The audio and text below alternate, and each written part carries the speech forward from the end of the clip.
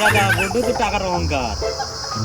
খৈনি ঝেড়ে যখন গালে দিতে যাই তেরেঙ্গা বলছে খাবি আরে চুটি চিরাদা ও চিরাদা, আরে কাই জাডু রে, আরে একবার দেখাটা একবার কথা কথা কয় কি কি করু কি করু কি?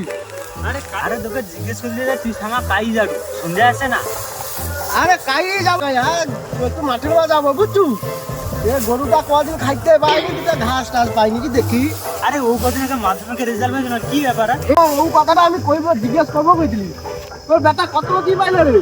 আরে আমার বেটার কথা তুই না রে, দিদি দিদি ছেলে গেলে গাছ ছেলে গেলে কাজ ফিরে যাবি, তোর জীবনে আর পড়াশোনা করিনি, আউডা ঘরে ঘুরে কি করবি তো শুধু কাজ করবি। আরে শালা তুই তো ট্রেনিংটা দিতে পারছুনি, মালকে কায়দা করার জন্য শালাকে টাকা খরচা করে বাইরে রেখে দিচ্ছি পাচ্ছুনি। আমার বেটা কত পাইছে? হ্যাঁ হ্যাঁ চিরাদা, তুই তো বেশ বড় করু, তোর বেটা কত পাইছে? আমার বেটাকে ডাকবো? হ্যাঁ ডাক, তুই ডাক।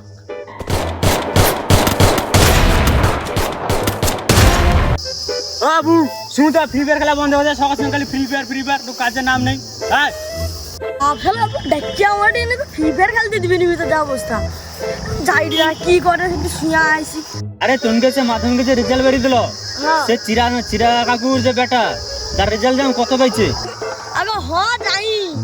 হ্যাঁ রে বাবু, আমারে বেটাটা কত পাইছে যাও রে। টাকা রে মাথায় মাথায় পাল রে, কি পাই যাচ্ছ? হাই হাই রে আমার টন চড়িয়ালো রে। চিরাদা বড্ড তো টাকার অহংকার।